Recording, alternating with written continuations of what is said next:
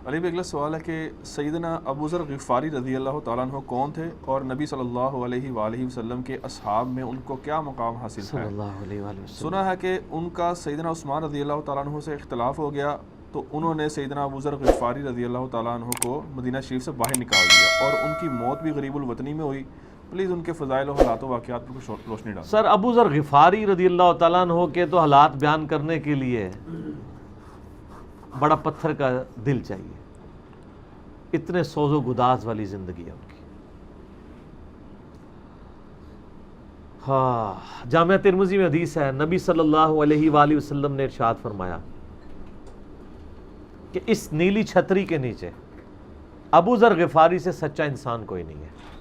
کون کہہ رہا ہے؟ نبی صلی اللہ علیہ وآلہ وسلم، جو خود صادق اور امین ہے۔ اور جامعہ ترمذی میں ایک اور حدیث ہے، نبی علیہ السلام نے فرمایا کہ ابو ذر غفاری سے بڑھ کر کوئی عہد وفا کرنے والا اور زہد میں میری امت میں نہیں ہے، یہ میری امت میں عیسیٰ ابن مریم کی مثل ہے، ابو ذر غفاری۔ اور عیسیٰ ابن مریم وہ ہیں جن کے بارے میں روایتوں میں آتا ہے کہ وہ دنیا سے اتنے زاہد تھے کہ وہ برتن میں پانی بھی نہیں پیتے تھے، وہ کہتے تھے یہ بھی دنیا کا مال ہے، اپنے ہاتھوں میں پانی پیا کرتے تھے، یعنی دنیا کو 3 طلاقیں دی ہوئی تھی۔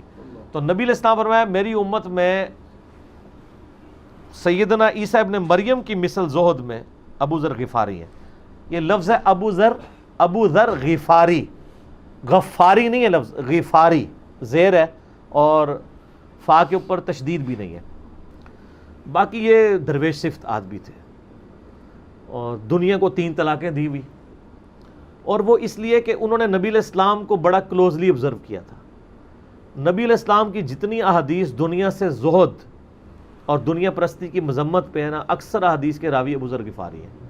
چونکہ انہوں نے نبی علیہ السلام کو بڑا کلوزلی آبزرو کیا ہوا تھا، تو اس لیے وہ صحابہ کرام پہ جب دنیا کے خزانے کھول دیے گئے اور بعض اصحاب اور بعض تابعین میں انہوں نے جب دنیا کی محبت میں غلبہ اور عیاشی کا لیول دیکھا تو ان سے وہ برداشت نہیں ہوتا تھا۔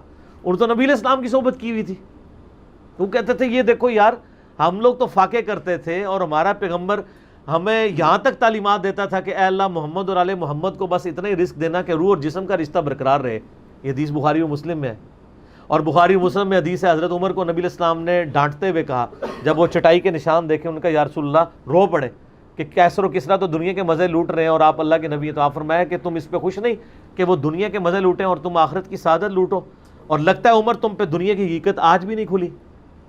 جن لوگوں کے سامنے یہ ساری چیزیں تھیں، جن لوگوں نے نبی علیہ السلام کا وہ پیریڈ دیکھا تھا، پھر ان کو یہ بھی پتا تھا کہ بخاری و مسلم میں نبی علیہ السلام کے جو آخری خطبات میں سے شہدائے احد کے اوپر جو نماز جنازہ آپ نے 8 سال بعد پڑھی، اور وہاں پہ آپ نے جنازے یعنی ادھر قبرستان میں خطبہ دیا عبرت کے لیے، اور اس میں کئی چیزیں تھیں۔ ایک تو یہ تھی کہ یہ یہاں پہ وہ لوگ دفن ہیں جنہوں نے اسلام کے لیے قربانی دی ہے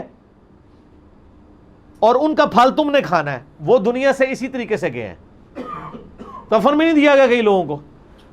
نمبر 2، اسی میدان میں مال غنیمت سمیٹنے کی وجہ سے ایک فتح شکست میں بدل گئی تھی، جبکہ اللہ کے نبی بھی موجود تھے، اللہ نے اس کا بھی لحاظ نہیں کیا اور وہ فتح شکست میں بدل گئی کہ انہوں نے مال غنیمت لپیٹنے میں نبی علیہ السلام کی حکم عدولی کر دی، تو تاکہ بعد میں یہ معاملہ نہ ہو۔ تو وہاں آپ کا خطبہ بخاری مسلم دونوں میں ہے۔ آپ نے فرمایا کہ، اور حضرت عقبہ ابن عامر کہتے ہیں میں نے آخری دفعہ نبی علیہ السلام کو ممبر پہ اسی دن دیکھا تھا۔ آپ نے فرمایا کہ میں اللہ کی قسم اپنے حوض کوثر کو اس وقت دیکھ رہا ہوں، اللہ نے دکھا دیا، اور آپ نے فرمایا کہ مجھے یہ خطرہ نہیں ہے کہ تم میرے بعد شرک کرنے لگو، لیکن مجھے ڈر ہے کہ تم دنیا کے مال میں پھنس جاؤ گے اور پھر تم ایک دوسرے کو قتل کرو گے جس طرح اگلی قوموں نے کیا، اور تم بھی تباہ و برباد کر دیے جاؤ گے جس طرح اگلے۔ اس سے زیادہ کیسے آپ ڈر سناتے؟ اب یہ ساری چیزیں موجود تھیں۔ آپ فرمایا مجھے خطرہ یہ ہے کہ دنیا کا مال تم پہ کھول دیا جائے گا، ان قریب کیسر و کسرا کے خزانے تمہارے پاس آ جائیں گے، جو بخاری مسلم میں آتا ہے نا کہ نبی علیہ السلام نے کہا کہ مجھے اللہ نے 2 خزانے عطا کر دیے، ٹھیک ہے، زمین کی خزانوں کی چابیاں، اور جس سے وہ بریلویوں نے کچھ اور ہی عقیدہ بنا لیا ہے۔ اس میں موجود ہے کہ کیسر و کسرا کے خزانے، یعنی آپ کو بتایا گیا کہ رومن اور پرشین امپائر جو ہے مسلمان فتح کر لیں گے یرموک اور قادسیہ کے اندر، اور مسلمانوں کے پاس وہ دولتیں آ جائیں گی، پھر آہستہ آہستہ وہ بھی اسی یعنی دنیا کی محبت کا شکار ہو جائیں گے۔ اب یہ ساری باتیں حضرت ابو ذر غفاری کے سامنے تھی۔ حتیٰ کہ صحیح بخاری میں آتا ہے کہ ابو ذر غفاری کہتے ہیں مجھے دن یاد ہے کہ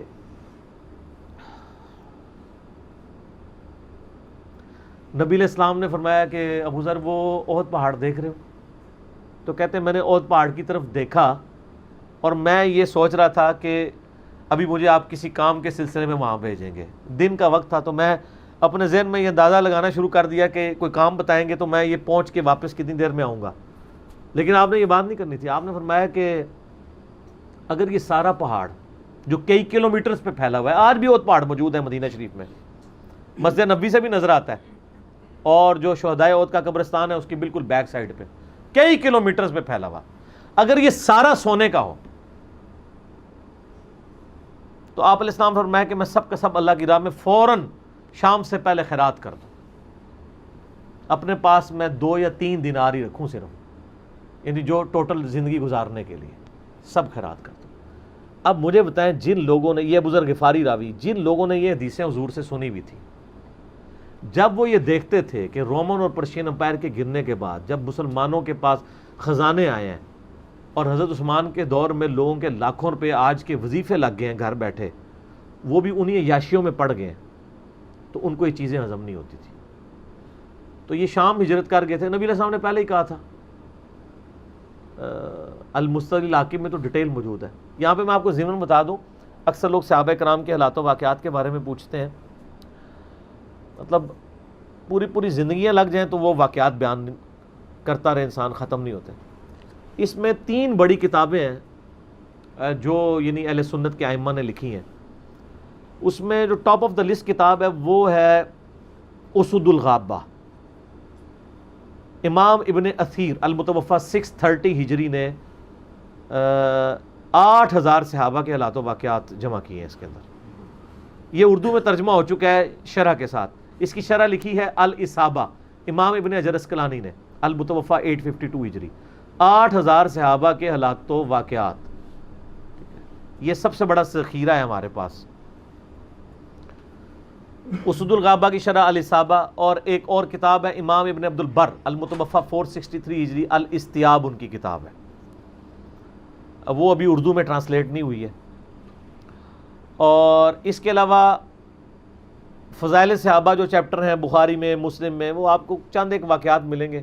ڈیٹیلڈ آپ کو المستدرک للحاکم میں جو 4تھی اور 5ویں جلد ہے نا، جو اردو ترجمے والی بریلویوں نے چھاپی ہے، وہ تو ساری ہے ہی صحابہ کرام کے بارے میں، اور ڈیٹیلڈ حالات ہیں. ابو ذر غفاری کے بارے میں بھی آپ کو آلموسٹ جتنی میں حدیثیں بیان کر رہا ہوں آپ کو مل جائیں گی. اس میں یہ حدیث نبی علیہ السلام نے، یعنی یہ حدیث ہے المستدرک للحاکم میں صحیح سند سے، کہ فرمایا آپ علیہ السلام نے کہ ابو ذر تیرا کیا حال ہوگا جب تو بھوسا لوگوں میں رہ جائے گا.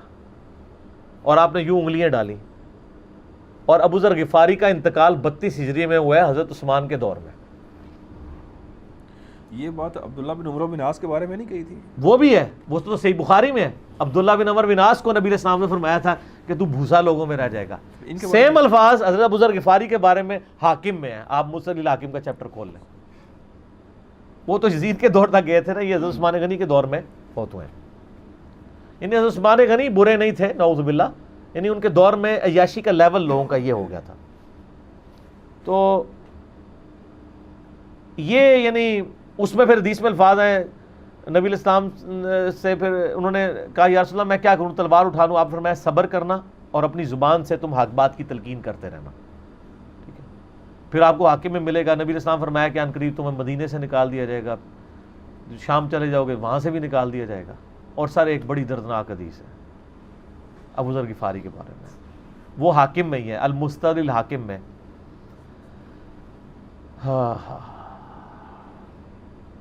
غزوہ تبوک آپ کو پتہ ہے ایک ایسا غزوہ تھا جس میں جو شرکت نہیں کرے گا وہ منافق ڈکلیئر ہوگا. قرآن میں فتویٰ آ گیا تھا. اس سے پہلے کبھی نفیر عام نہیں تھی.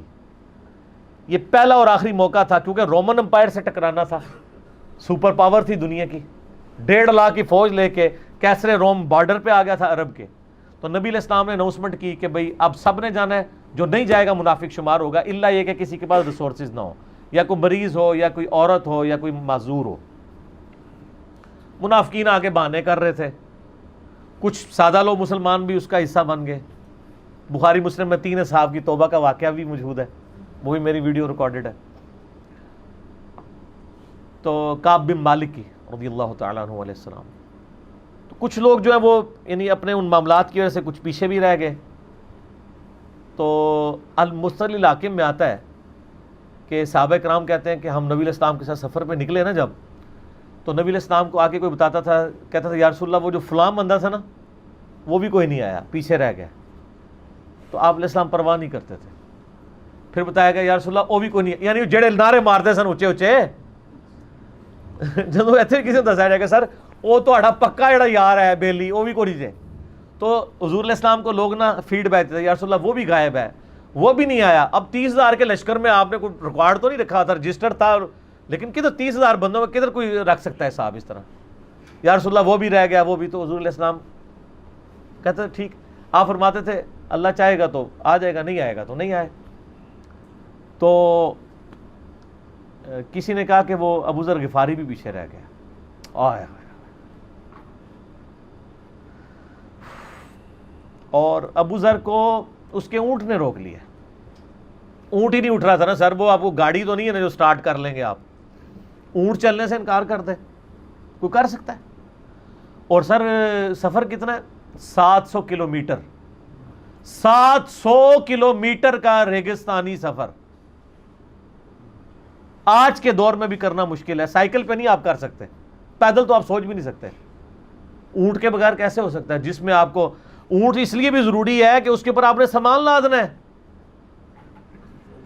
پانی نہیں راستے میں پینا. ریگستان میں تو کئی کلومیٹرز تک کچھ بھی نہیں ہوتا، بھوکے پیاسے مریں گے. پھر آپ قافلے سے بھی جدا ہیں. تو ابو ذر غفاری کوشش کرتے رہے کس طریقے اونٹ. اسی دوران قافلہ نکل گیا آگے، تو وہ اونٹ اٹھا ہی نہیں ہے. تو حضرت ابو ذر غفاری نے اپنا سامان اپنی پیٹھ پہ لاد لیا، پیدل چل پڑے ریگستانی سفر میں. حاکم کی روایت ہے کہ ہم نے دیکھا دور سے ایک اکیلا شخص آ رہا ہے جس کی پیٹھ کے اوپر بورا لدا ہوا ہے. تو نبی علیہ السلام کی آپ محبت دیکھیں، آپ نے فرمایا کہ تو ابو ذر ہو جا، یعنی جو آنے والا شخص ہے تو ابو ذر ہو. یعنی حضور نے خواہش کا اظہار کیا. آپ کو نظر تو نہیں آ رہا تھا یہ کون آ رہا ہے، آپ کی محبت. آپ کو پتا تھا ابو ذر غفاری نہیں رہ سکتا پیچھے. تو صحابہ کہتے ہیں آپ نے فرمایا تو ابو ذر ہو جا. تو صحابہ کہتے ہیں تھوڑی دیر بعد جب وہ قریب آئے تو ہم نے پہچان لیا ابو ذر غفاری ہیں. تو جب ہم نے پہچان لیا نا تو حضور علیہ السلام نے ان کے پہنچنے سے پہلے آپ نے فرمایا ابو ذر کو دیکھو اکیلا آ رہا ہے، اکیلے ہی دنیا سے جائے گا اور قیامت دن بھی اکیلا اٹھایا جائے گا. دنیا سے کیا کہہ رہے گے؟ صحیح بخاری میں آتا ہے کہ حضرت عثمان غنی رضی اللہ عنہ کے دور میں چکے. یہ اس حدیث کا بھی کچھ حصہ باقی ہے، میں بعد میں بیان کروں گا. پہلے میں اس کو کنکلوڈ کر لوں کہ صحیح بخاری میں آتا ہے کہ حضرت ابو ذر غفاری شام چلے گئے تھے. وہاں پہ چونکہ گورنر تھے حضرت معاویہ رضی اللہ تعالیٰ عنہ. وہ قرآن کی وہ جو سورہ توبہ کی آیات ہے نا کہ جو لوگ سونا اور چاندی جوڑ کے رکھتے ہیں یہ گرم کر کے ان کی پیٹھوں پہ، ان کے ماتھے کے اوپر لگایا جائے گا قیامت والے دن. تو وہ یہ آیت پڑھا کرتے تھے اور حضرت معاویہ سے ان کا جھگڑا رہتا تھا کہ تم لوگ جو یہ مال جوڑ رہے ہو نا اور یہ اتنے خزانے تم لوگوں نے بنا لیے ہیں، یہ نبی علیہ السلام کی تعلیمات کے خلاف ہے. تو حضرت معاویہ کہتے تھے یہ تو اہل کتاب کے بارے میں آیات نازل ہوئی ہیں. تو وہ کہتے تھے نہیں، یہ سب کے بارے میں ہے. اب شرعی حکم یہ ہے کہ مال آپ جوڑ سکتے ہیں اگر آپ زکوٰۃ دے رہے ہیں، لیکن یہ پسندیدہ نہیں ہے. طریقہ نبوت یہ نہیں ہے. نبی علیہ السلام نہیں جوڑ سکتے تھے، پوری زندگی زکوٰۃ دینے کی نوبت نہیں آئی ہے، حالانکہ خمس ملتا تھا، خیرات کرتے تھے. ابو ذر غفاری کا جھگڑا یہ تھا کہ تم تو نبی کے صحاب ہو، تم لوگوں کو یہ زیب ہی نہیں دیتا کہ تم لوگ اس طرح کے محلات میں رہو اور اس طرح مال جوڑو. تو اب چونکہ سینئر صحابی تھے، ان کو ہاتھ ڈالنا بھی آسان نہیں تھا. پھر نبی علیہ السلام نے فرمایا ہو کہ اس سے زیادہ سچا انسان ہی کوئی نہیں. تو حضرت معاویہ نے خط لکھا حضرت عثمان کو کہ جی اس بندے سے میری جان چھڑائیں نا، اس کو آپ واپس بلائیں. تو حضرت معاویہ نے جب خط لکھا تو حضرت عثمان نے ان کو کہا تم مدینہ شریف واپس آ جاؤ. مدینہ شریف جب یہ واپس آئے تو صحیح بخاری میں آتا ہے کہ لوگوں کا جھمگٹا لگ گیا ابو ذر غفاری کے گرد. لوگوں کو پتا تھا یہ تو بڑا یعنی زہد والا بندہ ہے. تو ابو ذر غفاری وہی حدیثیں سنایا کرتے تھے کہ حضور نے فرمایا یہ احد پہاڑ سونے کے برابر ہو تو میں خیرات کر دوں گا. جبکہ باقی صاحب کہتے تھے کہ مال جوڑنا جائز ہے اگر زکوٰۃ کوئی دیتا رہے. وہ یہ کہتے تھے کہ یار یہ تم لوگوں کو تو زیب نہیں نہ دیتا, یار تم لوگ تو یہ باتیں نہ کرو, تم لوگ نبی کی صحبت یافتہ ہو, تم لوگوں کو تو زہد ہونی چاہیے تم لوگوں کی زندگی میں. اب لوگوں کا ہجوم ان کے گرد لگ گیا اور پھر حضرت عثمان نے ان کو خلیفہ وقت تھے بلایا اور کہا کہ یار تو خود ہی مدینہ شریف چھوڑ کے یہاں سے چلا جا, تیری وجہ سے فتنہ کھڑا ہو رہا ہے. تو حضرت عثمان نے کہا میں نے تو نبی علیہ السلام سے سنا تھا کہ حکمرانوں کی اطاعت کرنا, صبر کر لینا. تو ایک زبدہ نامی کا ایک گاؤں تھا مدینہ شریف کے پاس, شہر سے ہٹ کے, تو وہ پھر وہاں پہ ہجرت کر گئے. آپ دیکھیں ریونج کیسا تھا, لوگ کتنے ڈرے ہوئے تھے کہ ابو ذر اپنی بوڑھا شخص 80-90 سال کا بابا اپنی ایک بڑھیا بیوی کو لے کے اس عمر میں شہر بدر ہو رہا ہے اکیلا. آج نہیں آپ سوچ سکتے کسی جگہ آپ اکیلے جا کے پڑاؤ کریں کسی بیابان کے اندر, ریگستان کے اندر. اس زمانے میں آپ سوچ رہے, آج کل بھی آپ مدینہ شریف کے گرد چلے جائیں تو آپ وہاں نہیں ایک رات بھی نہیں گزار سکتے. تو کوئی شخص حضرت ابو ذر غفاری کو سی آف کرنے نہیں آیا سوائے حضرت علی کے, اور وہ بھی مدینہ کی باؤنڈری تک آئے. ان کو پتا تھا ان کے سٹانس کے بارے میں, اور حضرت علی نے ان کو جب سی آف کیا تو کہا کہ میں چونکہ حکمران وقت کی اطاعت کا پابند ہوں, میں مدینہ کی باؤنڈری سے باہر نہیں جاؤں گا. اگر مجھے کوئی اس طرح کا یعنی حکم کی اجازت مل جاتی تو میں تیرے ساتھ جاتا. ایران والوں نے حضرت علی علیہ السلام کے زندگی کے آخری 10 سال کے اوپر ایک فلم بنائی ہے, امام علی علیہ السلام.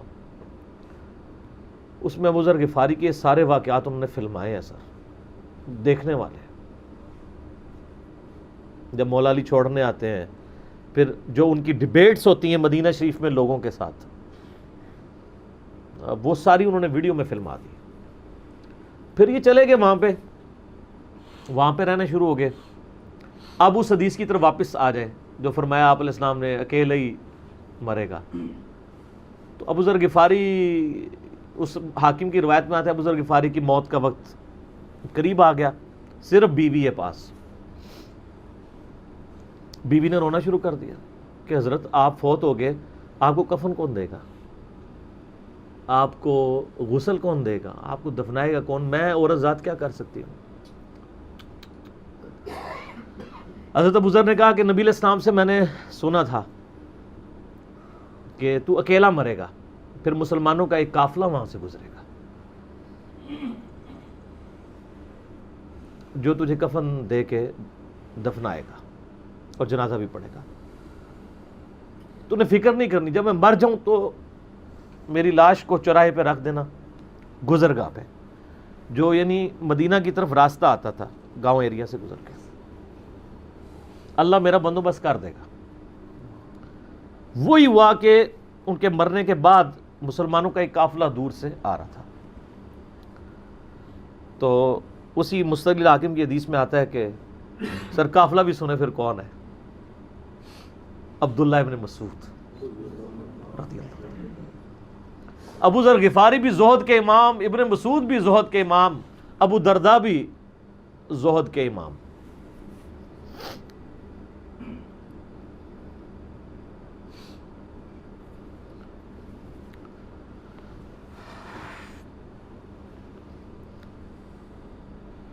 ابن مسعود رضی اللہ تعالیٰ عنہ جب وہاں پہ رکے, ان کو تو نہیں پتا تھا یہ کون ہے. تو انہوں نے کہا بی بی کیا, ان کا میرا خامند مر گیا ہے. ان کا یہ کون ہے؟ تو انہوں نے کہا ابو ذر غفاری. عبداللہ ابن مسعود کی چیخ نکل گئی, چیخ ماری انہوں نے. ان کا واہ. اللہ کے نبی نے فرمایا تھا کہ ابو ذر اکیلا آ رہا ہے تبوک کے موقع پہ, دنیا سے بھی اکیلا جائے گا, اور قیامت الدن بھی اکیلا اٹھایا جائے گا. یعنی اب اسی سرزمین سے ہی اس نے اٹھنا ہے نا, ہر بندے نے اپنی قبر سے اٹھنا ہے. یعنی وہ مسلمانوں کے قبرستان میں بھی دفن نہیں. ایک یہ جو مزار کی رٹ لگائے پھرتے ہیں, میں ان سے پوچھتا ہوں تمہارے بابوں کی کیا اوقات ہے؟ ابو ذر غفاری کا مزار دکھاؤ کدھر ہے. جو اس روئے ارض پہ نیلی چھتری کے نیچے سچا ترین انسان جس کو اللہ کے نبی کہہ رہے ہیں, اس کا کوئی مزار نہیں ہے. غریب المتنی میں مرا ہے, اس کی قبر بھی ایسی جگہ ہے جہاں مسلمانوں کے پاس قبریں بھی کوئی نہیں ہے. ایک ریگستان میں اکیلی قبر ہے, اس قبر کا بھی کسی کو نہیں پتا, اس پہ کوئی مزار بھی نہیں ہے, اور قیامت الدین بھی اکیلا اٹھایا جائے گا. یعنی قیامت تک وہاں پہ کوئی قبرستان بھی نہیں بنے گا. ظاہر نبی علیہ السلام کی یہ بھی خبر ہے, تو کیا وہ ناکام ہو گیا ہے؟ اگر مزارات ہی دلیل ہیں کامیابی کی, تو عبداللہ ابن مسعود رضی اللہ تعالیٰ نے ان کو غسل دیا, کفن دیا اور دفنا دیا. یہ پوری ڈیٹیلز آپ کو المستر الحاکم میں مل جائیں گی. تو ابو ذر غفاری ان چند شخصیات میں سے ہیں جن میں پوری امت کا اتفاق ہے ان کی نیکوکاری کے اوپر. شیعہ بھی ان کو بہت رسپیکٹ دیتے ہیں, اہل سنت بھی دیتے ہیں, صوفیاء کے ہاں بھی ان کو امام مانا جاتا ہے زہد کی وجہ سے. آپ تصوف کی جتنی کتابیں پڑھیں, چاہے امام غزالی کی ہوں, رسالہ کو شیریہ پڑھیں, اور لوگوں کو بھی پڑھنا شروع کریں, تو ابو ذر غفاری آپ کو زہد کے امام کے طور پہ ملیں گے کہ ان کی زندگی میں یعنی یہ زہد تھا کہ انہوں نے کس طرح کی زندگی گزاری ہے. سر لوگ مجمع میں مرتے ہیں, ان کو یاد کوئی نہیں کرتا, اور ابو ذر غفاری کو آج بھی دنیا یاد کر رہی ہے, ہم بھی یاد کر رہے ہیں رضی اللہ تعالیٰ عنہ علیہ السلام. اللہ تعالیٰ قیامت والے دن ہمیں ایسے نیکوکار لوگوں کا ساتھ نصیب فرمائے. آمین ثم آمین. ٹھیک ہو.